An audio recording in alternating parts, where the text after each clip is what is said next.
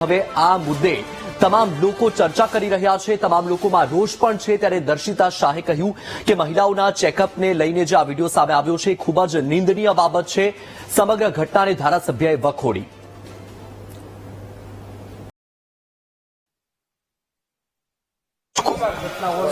રાજકોટની પાયલ હોસ્પિટલના જે સીસીટીવી વાયરલ થયા છે સોશિયલ મીડિયા ઉપર, તેને લઈને ડોક્ટર દર્શિતાબેન શાહ ધારાસભ્ય છે અને ડોક્ટર પણ છે, નિષ્ણાત ડોક્ટર, તેમની સાથે વાત કરશું।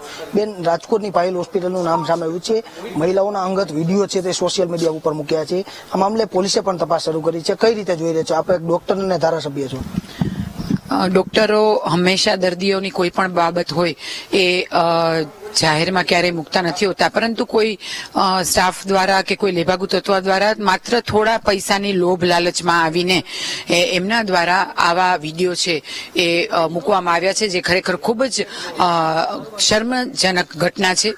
સરકારી તંત્ર દ્વારા, ગૃહ વિભાગ દ્વારા, પોલીસ તંત્ર દ્વારા, સમગ્ર દ્વારા આ તમામ બાબતની અત્યારે તપાસની કાર્યવાહી ચાલુ છે અને આ બાબતે જે કોઈ પણ દોષી હશે એ દોષીને ક્યારેય માફ કરવામાં નહીં આવે ને એની સામે કડકમાં કડક કાર્યવાહી કરવામાં આવશે।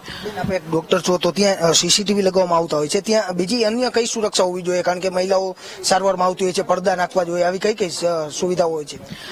દરેક લોકોને જે કોઈ પણ આવી હોસ્પિટલ હોય છે એ તમામ લોકોને આ બાબતની સમગ્ર જાણકારી હોય જ છે, એટલે જે કોઈ દર્દી છે દર્દીની ગુપ્તતા જળવાઈ રહે અને દર્દીના માન સન્માનમાં રહીને દરેક ડોક્ટરો હંમેશા સારવાર કરતા હોય છે, પરંતુ આ કોઈ અંદર જ સ્ટાફ દ્વારા આવું કોઈ ધૃણાસ્પદ કાર્ય થયું છે, ત્યારે તંત્ર દ્વારા અત્યારે આ તમામ પ્રક્રિયાની તપાસ ચાલુ છે અને એ અંતર્ગત એની સામે આકરી કાર્યવાહી કરવામાં આવશે।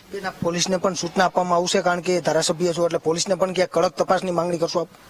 જરૂરથી અત્યારે જ અમે પોલીસ વિભાગને કડકમાં કડક કાર્યવાહી કરવા માટેની વાત કરી લીધી છે અને એમને કહી પણ દીધું છે કે આ બાબતે સંપૂર્ણ ન્યાયિક તપાસ થાય અને આ જે કોઈ પણ વ્યક્તિ છે કે જેને આવા વિડીયો મૂક્યા છે કે યુટ્યુબમાં કે આ બાબતે આ રીતે તમારે સબસ્ક્રિપ્શનના માધ્યમથી તમને આવી રીતે લોકોને ગેરમાર્ગે દોરવા માટે થઈને મા બેન દીકરીઓના સન્માન ને જ્યારે એને ઠેસ પહોંચાડી છે, ત્યારે આ બાબતે પૂર્ણ ન્યાયિક તપાસ કરવા માટે અને આકરા પગલાં લેવા માટે થઈને પોલીસ કમિશનરશ્રીને પણ મેં વાત કરેલ છે।